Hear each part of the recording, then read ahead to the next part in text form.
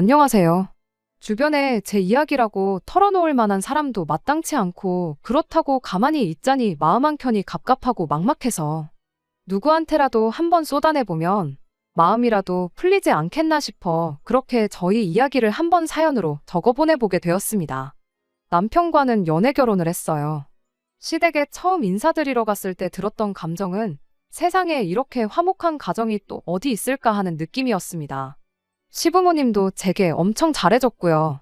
처음 인사를 하러 간 자리였지만 저를 벌써 몇 번이나 본 사람인 만큼 편하게 대해주셨습니다.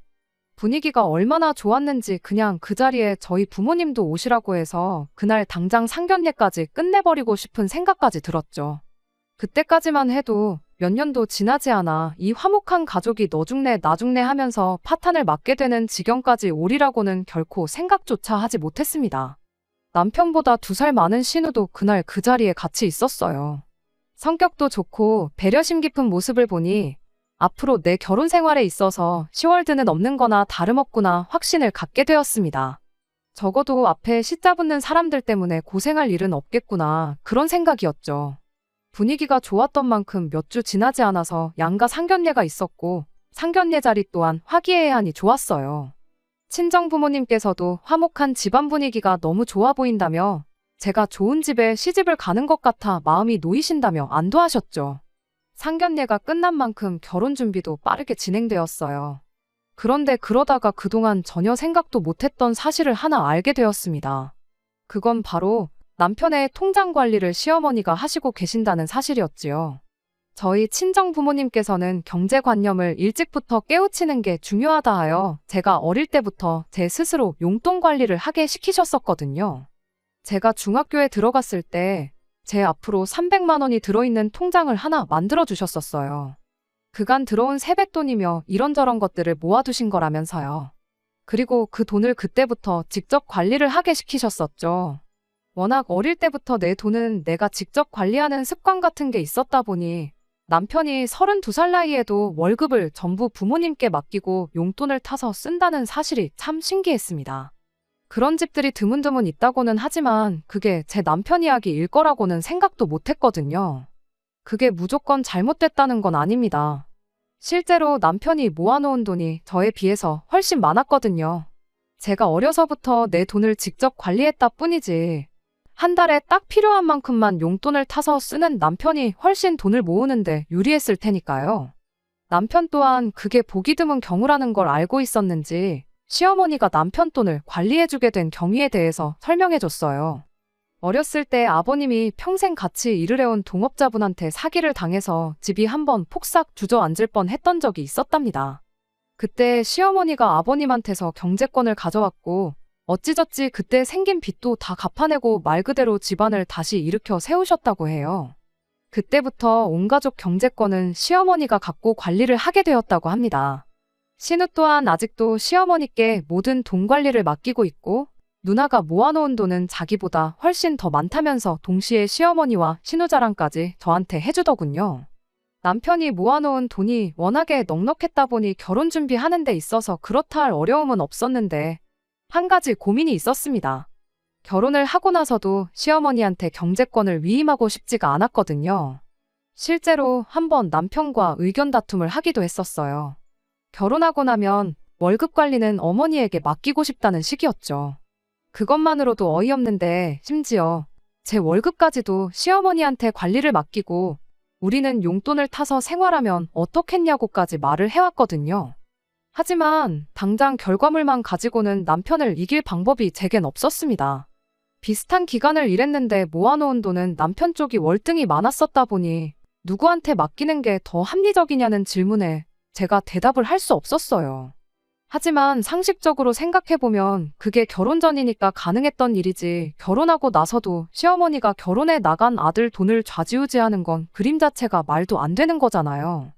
별로 안 친한 사람이라도 괜찮으니까 주변에 시어머니한테 돈 관리 맡기는 사람 있으면 한 명이라도 데리고 와보라고 했죠. 그러면 내가 아무 불만 없이 돈 관리를 시어머니한테 맡기겠노라고 그렇게 한마디 했어요.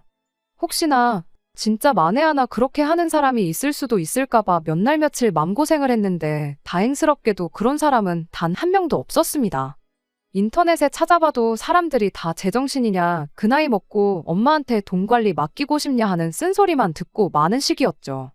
그렇게 사람을 못 찾아오니 다음번에는 그러면 자기 월급이라도 어머니께 관리를 맡기면 안 되겠냐는 소리를 꺼내왔어요. 정말 어이없고 황당했고 이 상황은 또 어떻게 해결해야 하나 싶은 와중에 신우의 도움으로 남편의 생각을 고쳐먹게 만들어줄 수 있었습니다. 결혼했으면 당연히 돈 관리는 니들이 직접 하는 게 맞지 않냐며 남편한테 한마디 해준 게 결정적이었어요. 남편이 특히 신우 말은 또 엄청 새겨듣는 편이었거든요. 그렇게 돈 관리는 누가 하느냐는 사소한 의견 다툼은 해프닝으로 끝이 나고 말았고 이후로는 정말 그 어떤 문제 없이 결혼 준비를 마무리 지을 수 있었습니다.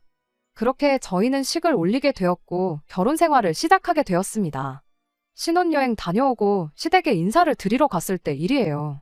그때 시어머니가 뜬금없이 이런 소리를 해왔습니다. 주변 분들이 딸이랑 여기저기 놀러 다니는 거 보면 그게 그렇게 부러울 수가 없었다면서 제가 이 집의 며느리가 된 만큼 앞으로 저를 딸처럼 대해줄 테니 가깝게 지내면서 시간 나면 여기저기 같이 놀러 다니자 하는 이야기를요. 일부러 제가 삐딱선을 타겠다는 건 아니지만 고부관계를 굳이 모녀관계처럼 지내자는 그 말이 솔직한 말로 제가 친정어머니를 챙기듯 당신도 똑같이 잘 챙기라는 소리로밖에 들리지 않았어요. 그리고 무엇보다 주변 분들이 딸이랑 놀러 다니는 이야기를 꺼내셨으면 그건 저한테 할 이야기가 아니라 진짜 딸인 신우한테 해야 할 이야기가 아닌가 싶었어요. 신우가 직장 근처에 따로 혼자 나가서 살고 있긴 했지만 그렇다고 시댁에 큰맘 먹고 와야 할 만큼 멀리 사는 것도 아니었거든요.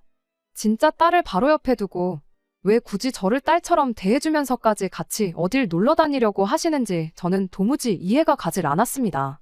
며칠 지나지 않아 신우를 만났을 때 그때 그 이유를 알게 되었어요. 그때 결혼 전에는 몰랐던 사실도 몇 가지 알게 되었죠. 일단 시어머니가 직장이 따로 없으십니다. 시어머니가 저희 친정어머니랑 연배가 비슷하신데 그래서 그랬나 막연히 시어머니가 당연히 일을 하고 계실 거라 생각했었어요. 게다가 아버님 때문에 집이 한번 어려웠던 적이 있다고 했었잖아요. 그렇다 보니 저는 당연히 어머님 아버님 두 분이 엄청 고생해서 그 어려움을 함께 극복했었구나 그렇게 생각을 했었는데 그게 아니었던 거죠. 아버님이 투잡 쓰리잡 뛰면서 엄청 고생해서 일을 하셨고 신우 또한 고등학교 졸업하자마자 대학 가는 거 포기하고 생활 전선에 뛰어들어 그렇게 해서 그때 생긴 빚을 정리할 수 있었던 거랍니다. 어머님이 중간에서 두 사람이 벌어오는 돈을 현명하게 관리하기는 했었지만 직접적으로 그 상황을 해결한 건 불철주야 주말이고 밤낮이고 가리지 않고 일을 하면서 돈을 벌어온 아버님과 신우 두 사람의 공이 컸던 거예요. 시어머니가 이따금씩 일을 나가긴 했지만 그건 정말 도무지 심심해서 안 되겠다 싶을 때 아는 분들 하는 일 도와주러 몇 번 나가서 일당으로 얼마씩 받아오는 게 전부였다고 합니다. 시어머니가 심심하다는 것도 다 시간은 많은데 달리 할 게 없어서 나온 소리였던 거예요. 아무튼 신우 또한 다른 집 딸들이 하듯이 시어머니 모시고 어디 좀 다녀오고 그러려고 했었다고 합니다. 그런데 시어머니가 워낙에 계산을 칼같이 하는 사람이다 보니 그게 신우를 참 서운하게 만들었다고 하더라고요. 무슨 소리인가 했더니 밥값이고 뭐고 전부 딸이 엄마를 위해 쏘는 거 아니겠냐면서 그 돈을 관리해주고 있던 신우 통장에서 모든 비용을 정산했다는 거예요. 데이트하는 커플도 아니고 부모 자식 간의 비용을 반반씩 쪼개서 내야 한다는 소리는 아니지만 제가 듣기에도 조금 시어머니가 너무했던 부분이 있었습니다. 그날 먹은 음식값이며 뭐 입장료며 커피값이며 전부 신우 돈으로 정산한 건 물론이고 이동은 어머님 차로 했다 보니 그날 들어간 기름값이라고 리터당 얼마 계산해서 그 돈도 빼가고 톨비가 나오면 톨비도 빼가고 심지어 차가 이동한 거리만큼 감가상각 비용이 발생한다고 자동차 이용료랍시고 돈 얼마 이렇게 또 뺏가고 그런 식이었다는 거예요. 신우도 처음엔 그러려니 했는데 그래도 나름 신경 써서 큰맘 먹고 시어머니 모시고 나간 건데 어머니한테 차 한 잔은 못 얻어먹을지언정 자동차 이용료라고 몇천 원씩 가져가고 그러는 걸 보니 엄청 서운했었다는 거죠. 그래서 언젠가부터 어머님하고 어디 나가는 걸 꺼리게 되었고 시어머니는 딸이 안 해주니까 며느리가 해주면 좋겠다고 저한테 돌려서 그날 이야기를 꺼냈던 거예요. 그런 이야기를 들으니 참 마음이 무겁더군요. 아무래도 저도 맞벌이를 하는 사람인데 시어머니 모시고 어디 다녀온다는 게 사실 큰맘 먹고 쉬는 날 하루를 포기하는 거나 마찬가지잖아요. 100번 양보해서 하루 날 잡고 어디 다녀오는 거야. 남들도 다 하는 일일 테니 일도 아니겠지만. 막상 시어머니가 정산한답시고 기름값 얼마 내놔라, 자동차 이용료 얼마 내놔라 나오시면 저 또한 좋은 마음으로 그걸 받아들일 자신이 없었습니다. 어떻게 하는 게 좋을까 싶은 와중에 신우가 하나 아이디어를 내왔어요. 우리가 시어머니를 모시고 어디 다녀올 게 아니고 시어머니가 직접 어디를 다녀오시게 만들어서 심심할 틈을 안 만들어주면 되는 거 아니겠냐는 아이디어였지요. 오픈 채팅이라든지 당근이라든지 밴드라든지 이런 거 보면 지역 내에서 생각보다 소모임 활동 같은 게 활발한 편이더라고. 시어머니한테 그걸 어떻게 하는 건지 알려드리자는 거였죠. 그날 바로 시댁에 신우랑 같이 찾아가서 시어머니하고 이야기를 했어요. 신우가 시어머니한테 괜히 딸하고 며느리 괴롭히지 말고 마음 맞는 또래분들하고 어울리시라고요. 어머니한테도 그 편이 더 즐겁고 재밌지 않겠냐고 했더니 시어머니도 이내 수긍하시고는 신우한테 어플 사용 방법부터 이런저런 걸 배우셨지요. 시어머니 또한 그런 식으로 마음 맞는 사람들 만나 외부 활동하는 게 신세계였던 것 같아요. 그도 그럴 게 그동안 한 푼이라도 아끼겠다고 어떻게 아낄 궁리하면서 집에만 계시던 게 전부였던 시어머니 삶에 그런 식으로 접하는 모든 것들이 여지껏 모르고 지냈던 새로운 일들이었을 테니까요. 시어머니도 저도 남편도 그리고 신우도 모두 다 잘됐다고 생각했던 이 일이 온 집안을 파탄의 도가니로 몰아넣을 불씨가 될 줄은 그때까지 그 누구도 생각하지 못하고 있었습니다. 시어머니는 그런 식으로 어디를 다녀오시면 꼭 그날 찍은 사진들을 톡에 프로필 사진으로 바꿔놓고 그랬었어요. 그런데 언젠가부터는 그 빈도수가 잦아지기 시작했습니다. 한 달에 2번 바뀌던 게 일주일에 한 번씩 바뀌다가 나중에 가서는 일주일에도 서너 번씩 바뀔 만큼 매일같이 어디를 놀러 다니셨어요. 다녀온 곳 보면 전국 팔도 맛집이란 맛집은 전부 다 찾아다니시는 듯 했고 언제 배우셨는지 이따금씩 골프도 치러 나가고 그러는 시기였습니다. 시어머니가 아버님하고 사이가 좋은 편은 아니에요. 이러나 저러나 아버님 때문에 온 가족이 안 해도 될 고생을 했다 하여 그때부터 쭉 사이가 별로였다고 하더라고요. 그러다 보니 아버님이 일 때문에 차를 끌고 나가면 시어머니는 차를 태워준다는 사람이 없으면 평일에 발이 묶여버려 어딜 다녀오지 못하게 되는 상황이 되었던 겁니다. 그러다 나중에 가서는 아예 차를 한 대 새로 뽑으시더라고요. 그때부터는 주중이며 주말이며 할 것 없이 시어머니가 밖으로 돌기 시작했어요. 시어머니가 차를 뽑은 지 반년쯤 지났을 때였나 어쩌다가 시어머니 차를 한번 얻어 타게 된 적이 있었는데 차 뽑은 지 반년 정도밖에 안 된 시점에 미터기가 2만 킬로가 넘어가는 걸 보고 남편이 우리 회사 영업사원들도 이만큼은 안 타겠다고 하면서 어딜 그렇게 돌아다니시냐며 아주 경악을 했던 적이 있어요. 아무튼 그렇게 시어머니가 혼자서 여기저기 다니시기 시작하니 아버님은 또 아버님 나름대로 따로 주말을 보내고 그러시기 시작했죠. 주말이면 혼자 낚시를 나가서 짧게는 당일치기, 길게는 2박 3일로 해서 혼자 낚시를 다녀오시고 그러는 시기였는데 그때까지만 해도 제가 잘 몰랐다 보니 어머님이 여기저기 놀러 다니시는 만큼 아버님은 검소한 여가 생활을 즐기시는구나 그렇게 생각했습니다. 알고 보니 낚시라는 취미가 장비값에 낚싯배 대여료에 이것저것 다 따지면 거의 골프만큼 돈이 들어가는 취미였다는 걸 알게 된 건 일이 다 터지고 나서였지만요. 아무튼 문제는 그렇게 시간이 지나 어느덧 저랑 남편이 결혼 생활을 시작한 지도 3년이 되어가는 얼마 전이었습니다. 난데없이 걸려온 신우 좀 말려달라는 시아버지 전화에 헐레벌떡 뒤도 안 돌아보고 시댁으로 출발을 했어요. 아버님이 워낙에 말수도 없고 그러신 분인데 그런 분이 다급한 목소리로 그런 말을 하니 대번에 무슨 일이 나도 엄청나게 큰 일이 났다는 건 안 봐도 알 수 있었습니다. 그렇게 허겁지겁 시댁에 도착하니 집안 꼴이 말도 아니었어요. 신우는 바닥에 드러누워서 우는 건지 웃는 건지 거의 반 미친 사람 소리를 내며 거친 숨만 내쉬고 있었고 시어머니는 어디 간 건지 보이지도 않고 아버님 혼자 거실에서 뻐끔뻐끔 담배 연기만 쏟아내고 있었습니다. 무슨 일이냐고 여쭤봐도 아버님은 그냥 숨만 깊게 들이쉬었다 내쉴 뿐 아무 말도 하지 않고 있었어요. 거의 혼절하기 직전인 상태의 신우를 부축해 일으켜 세운 뒤 무슨 일이냐 물어봤지만 실성한 사람처럼 넋만 놓고 있을 뿐 아무 대답도 들을 수 없었습니다. 안쪽에서 인기척이 들리는 걸 보니 시어머니가 방에 계신 듯 싶어서 문 열고 들어가 이게 다 무슨 상황이냐 물었습니다. 그랬더니 시어머니가 돈이 좀 필요해서 지 돈 조금 쓴 거 가지고 더 지랄을 떤다면서 아주 자식 농사 잘못 지었다고, 어떻게 자식이 돼서 부모한테 쓰는 돈이 아깝다고 아주 연병을 떨고 있다고 신우한테 심한 소리를 하는 거예요. 그게 무슨 소리냐 물어봐도 시어머니는 네 누나한테 물어보라며 대답을 피하고 계속 성질만 부리셨습니다. 그러면서 저희한테 니들도 똑같은 새끼들이라며 언성을 높이기 시작했어요. 여지껏 키워준 은혜 생각하면 당신한테 고맙다고 억만금을 갖다 바쳐도 모자랄 판에 돈 얼마 좀 썼다고 어떻게 저렇게 나올 수가 있냐면서 니들도 부모한테 돈 아끼고 사니까 부자가 되더냐, 니들만 잘 사니까 밥이 잘 넘어가더냐 하면서 큰 소리를 내셨죠. 다 자업자득이라고 부모한테 돈 한 푼 쓰는 게 아까워서 저러는 꼴을 보니까 자식 새끼 키워봐야 아무 소용 없다는 게 무슨 말인지 알겠고, 당신도 인생 잘못 살은 것 같다고, 인생 더 살아봐야 뭐 하겠냐며 콱 죽어버려야겠다고 부모가 죽는 꼴을 봐야 자식들 맘이 풀리겠다면서 가슴을 쾅쾅 내리치시더군요. 결혼 준비할 때 봤던 그 모두가 본받아야 한다고 생각했던 화목한 가정의 모습은 온데간데 없고, 자식한테 육두문자가 섞인 욕을 써대는 어머님을 보고 정말 충격이었습니다. 저희가 있다고 해서 시어머니 마음이 풀리겠다는 생각도 안 들어서 다시 거실로 나왔죠. 그렇다고 뭐 뾰족한 수가 있는 건 아니었어요. 몇 분 기다리지는 않았지만 늘어나는 건 집안을 가득 채우는 시아버지 담배 연기뿐이었고, 높아지는 시어머니 성질 부리는 소리뿐이었습니다.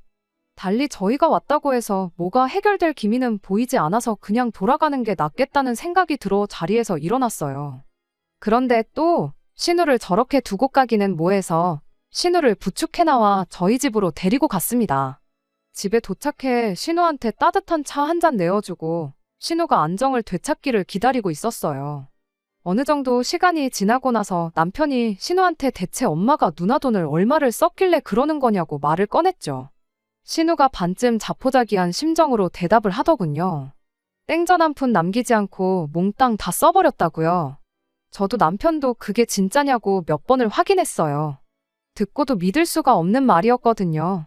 신우가 집안 형편 때문에 대학도 못 가고 바로 일선에 뛰어들었어야 했다 보니 돈 욕심이 대단한 사람이에요. 게다가 이미 처음 사회생활 시작했을 때부터 빚 갚는데 조금이나마 더 보탠다고 투잡이고 쓰리잡이고 돈 되는 일은 다 했다 보니 안정적인 직장을 가진 뒤에도 시간이 남으면 부업이다 뭐다 하면서 남들 여가 시간 보내는데 쓰는 시간을 돈 버는데 쓰는 그런 사람이었습니다. 고졸이니만큼 벌이가 별로긴 했지만 돈 한 푼 허투루 쓰는 법이 없었고, 심지어 시어머니한테 용돈만 타서 생활하고 있었다 보니 저희들 결혼할 시점에 신우한테는 저희 두 사람 돈을 합친 만큼의 돈이 모여 있었어요. 그 후로도 쭉 회사 생활하며 투잡 쓰리잡을 뛰었으니 시어머니가 몽땅 썼다는 그 돈을 액수로 환산해보면 최소 4억은 되었을 겁니다. 그리고 시어머니는 신우가 거의 20년 가까운 세월간 모아온 그 돈을 3년 만에 날려먹은 거였지요. 자포자기한 건지는 모르겠지만 신우가 생각보다 그 상황을 빨리 받아들이고 자리에서 일어났어요.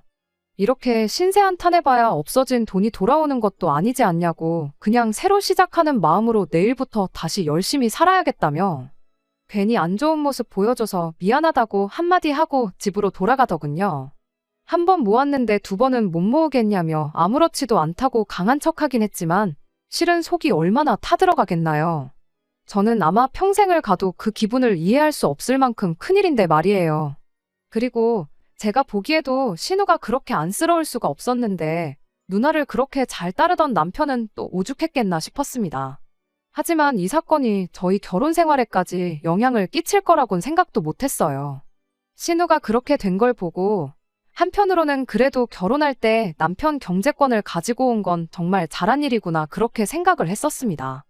그런데 남편은 저와 생각이 달랐다는 게 문제였어요. 며칠 전 남편이 잔뜩 무게를 잡고는 저한테 할 말이 있다고 잠깐 이야기 좀 나누자고 저를 부르더군요. 현실에서나 드라마에서나 저렇게 무게 잡고 이야기 좀 하자고 하면 좋은 이야기가 아닌 게 100%인 걸 알았다 보니 좋은 예감이 들지는 않았어요. 그런데 아니나 다를까 남편이 얼토당토하는 말을 꺼내는 겁니다. 아무리 생각해도 그냥 넘어갈 일이 아닌 것 같다며 우리 집을 팔아서라도 신우한테 2억을 줘야겠다는 말을 해왔으니까요. 남편 말이 끝나기가 무섭게 그게 무슨 말도 안 되는 소리냐고 따져 물었어요. 그랬더니 남편이 너도 일이 이렇게 된 데에는 책임감을 느껴야 하는 거라면서 제 탓을 하기 시작하는 거예요. 저희가 시어머니한테서 경제권을 받아오지 않았더라면, 시어머니한테 계속 돈 관리를 맡겼더라면 누나 돈이 적어도 절반인 2억은 남아있을 거 아니겠냐는 소리였지요. 일이 이렇게 된 데에 책임을 통감하고 그 부담을 절반씩 나눠지는 게 이치에 맞다며 집을 정리해서 기어이 누나한테 돈 2억을 해줘야겠다는 겁니다. 남편한테 미친 소리 좀 하지 말라고 했어요. 말이 절반 나눠서 2억이지. 우리 돈까지 시어머니 소나귀에 있었다면 형님 돈 4억에 우리 돈까지 해서 피해가 따블따따블이 되었을 거다 했지만 남편은 끝까지 제 말을 귓등으로 들을 뿐 들은 척도 하지 않았습니다. 우리 돈은 어차피 결혼할 때 다 쓰지 않았냐고. 그때 시어머니한테 돈 관리 맡겼어도 잘 모아봐야 7천 8천 정도가 전부였을 거 아니겠냐 했죠.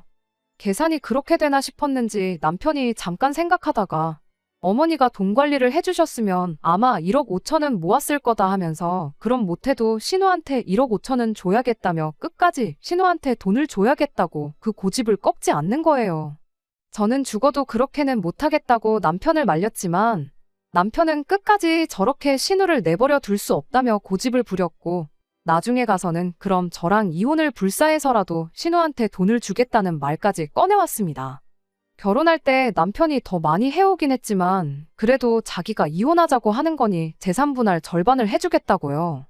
그리고 자기는 그렇게 해서라도 신우한테 최대한 자기가 해줄 수 있는 만큼을 해줘야겠다는 겁니다. 그렇게 남편과는 결론을 내지 못한 채 혼자 고민하다가 이렇게 사연까지 적어보내게 되었습니다. 저도 신우가 안쓰러운 건 맞지만 돈은 시어머니가 쓴 건데 왜 저희 집이 파탄이 나게 생긴 건지 아직도 억울하고 도무지 이해가 가지 않아요. 속은 말이 아니겠지만 그래도 신우도 가만히 있는데 괜히 지 혼자 나서서 저러는 남편도 이해가 가지 않고요. 그냥 이렇게 털어놓으면 제 속이나마 조금 후련해질까 싶어서 보낸 사연인데 다 적고 나니 마음만 더 복잡해지지 뭐 하나 후련해진 게 없네요. 안녕하세요. 신우가 평생에 걸쳐 모아놓은 돈 탕진해버린 시어머니를 두고 신우한테 집을 팔던 저랑 이혼을 하던 2억을 만들어 신우한테 주겠다던 남편 때문에 사연 보냈던 쓰니입니다. 정말 오랜만에 다시 찾아뵙는 것 같아요. 다행히도 어찌어찌 좋게 좋게 일이 잘 풀려서 이렇게 후기를 써서 보내게 되었습니다. 지난 몇 달간 아주 난리도 그런 난리가 없었어요. 다행히도 남편이 자기가 이혼 이야기까지 꺼내면서 너무 극단적으로 나갔다는 걸 깨달았는지 며칠 지나서 저한테 미안하다고 자기가 선을 넘어도 아주 크게 넘은 것 같다며 사과를 해왔습니다. 그렇게 남편과 대충 잘 푸는구나 싶었는데 난데없이 남편이 매달 신우한테 200만 원씩을 주면 안 되겠냐는 말을 꺼내와서 한참 화해하는 분위기는 사라졌고 또 그걸 이유로 대판 싸우게 되었어요. 남편은 너 나랑 결혼한 게 내 돈 보고 결혼한 것도 아니지 않느냐. 그냥 월급 200만 원 버는 남자랑 결혼했다고 생각하면 되는 거 아니냐면서 답답한 소리를 하는 겁니다. 그래서 남편한테 물어봤죠. 신우가 그렇게 된 건 정말 안타깝지만 대체 뭐 때문에 그렇게 신우한테 돈을 퍼주지 못해서 안달이냐고요. 막말로 돈을 써도 시어머니가 다 써버린 거고 그거 갚아주는 것도 시어머니가 해야 할 일이지. 왜 그걸 당신이 나서서 어떻게 해주지 못해 안달이냐고요. 그제서야 남편도 어느 정도 안정을 찾고는 제가 또 몰랐던 이야기를 하나 꺼내왔습니다. 신우가 그 나이 먹도록 자기 여가 시간도 보내지 않고 주말에도 아르바이트를 뛰면서 돈 모으는 데만 집착했던 데에는 다 이유가 있었어요. 저는 처음엔 그냥 돈 때문에 힘들었던 게 트라우마가 돼서 돈 모으는 데만 집착하는 거라 생각했는데 사실 그런 이유가 아니었습니다. 어찌저찌 아버님과 신우가 고생해가며 아버님이 만든 빚을 다 갚아내긴 했지만 신우는 신우 나름대로 고민이 또 하나 있었던 거지요. 사실 그때 그렇게 아버님이 동업자분한테 사기를 당하지 않았더라면 그때부터 모으는 돈은 다 시어머니, 시아버지 두 분 노후 자금으로 쓰게 될 돈이나 마찬가지였던 거잖아요. 그런데 한참 노후 자금을 모아도 모자랄 시기에 그 돈을 전부 빚 갚는데 사용한 거나 마찬가지였으니 아버님이 아직도 일을 하시며 돈을 벌어오고 있긴 하지만 두 분 생활비하고 그러면 얼마 남지도 않은 돈이었어요. 그러니까 신우는 신우 나름대로 두 분 노후에 대한 책임도 지고 싶었던 거죠. 그 계획이 노후 자금을 자기가 벌어서 마련해드리려는 건 아니었어요. 애초에 신우 직장이 대학 가는 걸 포기하고 구한 직장이었다 보니 신우가 암만 오랫동안 경력을 쌓고 그래봐야 올라갈 수 있는 직급도 벌 수 있는 돈에도 한계가 있었습니다. 그리고 그 사실은 그 누구보다도 신우 본인이 더 잘 알고 있었고요. 신우 계획은 어떻게든 5억을 마련해 그 돈으로 시부모님과 함께 꾸려나갈 수 있는 가게를 하나 여는 것이었습니다. 신우가 퇴근하고 나서 주말에도 그렇게 알바를 하러 다녔던 이유도 돈 얼마나마 더 버는 것도 있지만 이일저일 하면서 자기한테 맞는 사업 소재를 찾기 위함도 있었던 거예요. 장사라면 물론 망해서 문을 닫을 수도 있다는 큰 리스크가 있긴 했지만 한편으로는 월급쟁이 생활하는 것보다 훨씬 더 큰 돈을 벌 수 있는 기회이기도 했으니까요. 어머님 아버님과 셋이서 같이 할 계획이었다 보니 당장 인건비 부담도 남들보다 적을 테고 또 힘든 시기를 온 가족이 노력해서 이겨냈던 만큼 그때처럼 같이 노력한다면 그 어떤 일도 해낼 수 있다는 자신감이 있었던 겁니다. 누구보다 가족을 사랑했고 아꼈던 신우였는데 5억이라는 목표 금액에 거의 다 도달해가는 상황에 정말 조금만 더 하면 되는 상황에 시어머니가 그 돈을 전부 날려먹었으니 그 배신감은 이루 말할 수 없겠죠. 평생을 가족들을 위해 자기 미래까지 포기해가며 그렇게 돈을 모으던 신우였으니 동생인 남편 입장에서는 그런 누나를 도와주고 싶은 생각이 들 수도 있겠구나 싶기는 했습니다. 하지만 멀쩡히 잘 살고 있는 우리 집까지 팔아가며 2억을 만들어주는 건 말도 안 된다고 생각했고 그렇다고 매달 신우한테 남편 월급의 절반 가까이나 되는 돈을 보내주는 게 좋은 해결 방법이라는 생각이 들지는 않았어요. 어떻게든 신우를 도와줄 수 있는 다른 방법을 찾아보면 어떻겠냐고 남편에게 말을 꺼냈는데 남편이 그럼 어떻게든 신우한테 3천만 원만 만들어주면 안 되겠냐고 말을 꺼내더군요. 2억에 비하면 3천만 원이란 액수가 그렇게 크게 느껴지진 않았지만 여전히 큰 돈이다 보니 부담이 되었어요. 그리고 3천만 원을 도와준다고 한들 그 10배가 넘는 돈을 날려먹은 신우한테 그 어떤 도움이 되지도 않을 것 같았죠. 그런데 남편이 또 하나 제가 몰랐던 옛날 이야기를 하나 또 해주더라고요. 사실 남편이 대학에 들어갈 나이가 되었을 때 시부모님은 남편한테도 대학에 들어가지 말고 네 누나처럼 일해서 집에 돈을 보태라는 식으로 말을 했었답니다. 이 어려운 시기를 온 가족이 힘을 합쳐 해결해야지 않겠냐면서요. 남편도 그렇게 대학 가는 건 반쯤 포기하고 있었는데 신우가 그때 나서서 남편을 도와줬다고 해요. 자기가 일을 몇 개라도 더 할 테니 동생 대학은 보내주면 안 되겠냐고요. 그렇게 신우가 나서서 시부모님을 설득한 끝에 남편은 무사히 대학에 갈 수 있었답니다. 남편은 고등학교를 졸업하자마자 자원에서 군입대를 했고 그동안 신우가 어떻게 남편에게 1,000만 원을 모아서 남편 학비를 내줬다고 해요. 그 이후에는 남편도 아르바이트를 하면서 자기 생활비와 학비를 보태긴 했지만 그때 신우의 도움이 없었다면 지금의 자기도 없었을 거라며 그때부터는 눈물까지 보이기 시작했습니다. 그때 당시 1,000만 원이면 지금 3천만 원쯤 하지 않겠냐며 자기가 앞으로 3년 동안 용돈 한 푼 안 받고 살 테니 어떻게든 당장 그 돈을 마련해주자고 하는데 그 이야기를 듣고 나니 신우를 도와주지 않을 수가 없었어요. 어차피 도와주기로 한 거 멀쩡한 집까지 팔아가며 2억까지는 못해줘도 도와줄 수 있는 최대한 도와주자고 했습니다. 그렇게 저희가 결혼하고부터 모아놓은 돈 8천만 원을 전부 신우한테 주면 어떻겠냐고 남편한테 물어봤지요. 남편은 자기가 혹시 잘못 들었다고 생각한 건지 저한테 방금 뭐라고 했냐며 다시 물어왔어요. 그래서 다시 한번 말해줬습니다. 형님하고 당신 사이에 그런 사연이 있었는지는 몰랐다고요.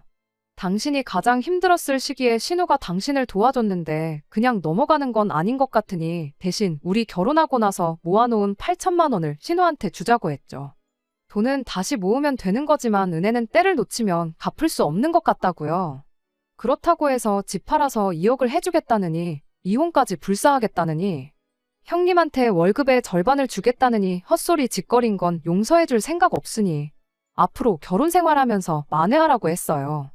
남편은 저한테 몇 번이고 고맙다고 말하면서 한두 방울 흘리고 있던 눈물을 펑펑 쏟아내기 시작했지요.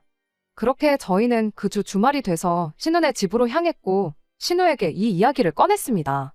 신우는 니들 지금 미쳤냐며 그 돈을 내가 어떻게 받겠냐고 하면서 내 나이가 몇인데 자기 앞가림은 자기 혼자 할 수 있으니 걱정도 말고 신경 쓰지도 말라고 한 번 모아본 돈인데 두 번은 못하겠냐며 한사코 거절을 해오더군요. 그래서 신우한테 똑같이 말해줬어요. 그때 당시 우리 남편 대학 보내주겠다고 20살 조금 넘은 나이로 집에 생활비 보태면서 만들어준 1,000만 원이 둘이서 쓰고 싶은데 다 쓰고 모은 8천만 원에 비할 수나 있겠냐고. 우리도 한 번 모아본 돈이니 두 번 못 모을 거 없으니 그냥 받아달라고 했습니다.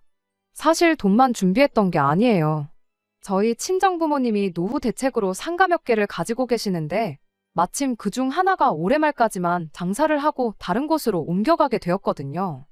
그래서 친정부모님한테 특별히 부탁드려서 거기에서 신우가 가게를 하나 차릴 수 있게 도와달라고 부탁을 드렸었고 전후 사정을 들은 친정부모님께서 흔쾌히 그렇게 하기로 해주셨어요. 가게가 빌 때까지 시간이 아직도 반년 가까이 넉넉한 편이다 보니 신우는 그때까지 무슨 사업을 시작할지 구상하고 필요한 만큼 돈을 더 모으기만 하면 되는 상황이 되었던 겁니다. 그때까지 강한 척만 나던 신우도 끝내 눈물을 보였어요. 그렇게 한참 동안 서로 고맙다고 부둥켜 안고 몇 시간을 눈물바다를 이루었네요. 텅 비어버린 통장 잔고를 보면 1,000만 원 정도는 남기고 줄 걸 그랬나 싶을 때도 있긴 하지만 이 결정에 후회는 없습니다. 말했다시피 돈이야 또 모으면 그만이니까요. 나중에 저희가 똑같이 어려운 상황에 처하게 된다면 분명히 신우가 발벗고 나서서 도와줄 거라고 확신합니다. 힘들 때 기댈 수 있는 가족은 돈 주고도 못 사는 거 아니겠어요? 아무튼 이렇게 신우의 문제는 정리되었어요. 그러다 조금 더 시간이 지나서 알게 된 사실이 하나 또 있는데 시어머니도 놀러 다니는 데만 그 돈을 전부 탕진한 것은 아니었습니다. 처음에는 놀러 다닐 돈이 없어서 신우 돈을 조금씩 빼서 쓴 건 사실이었는데 그 돈을 전부 써버리게 된 건 그렇게 모임을 다니면서 알게 된 어떤 한 사람 때문에 벌어진 일이었더라고요. 좋은 투자처가 있다며 투자 제안을 하나 받으셨다는데 시어머니 딴에는 노후 자금도 없는 상황에 나중에 자식들 손 벌리고 싶지 않으니 어떻게든 신우가 모아놓은 돈을 불려서 그 돈으로 당신 노후 자금을 만들어 볼 생각이었었나 봅니다. 하지만 애석하게도 그 사람은 그냥 그런 식으로 친해진 사람들 등 쳐먹는 걸 업으로 먹고 사는 사기꾼이었던 게 문제였던 거지요. 무슨 상황이었던 간에 자식 돈을 그렇게 날려먹은 시어머니가 용서받을 길은 없겠죠.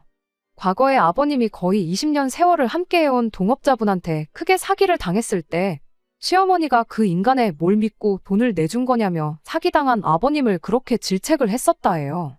그런데 이번엔 어머님이 그것도 알게 된 지 1년도 안 된 사람한테 그것도 딸이 평생 모은 돈을 그대로 헌납해버렸으니 아버님이 그때 그렇게 사람을 무시하더니 그때의 업보를 돌려받는 거라며 시어머니 탓을 하셨고 결국엔 두 분이 이혼을 하시게 되었어요.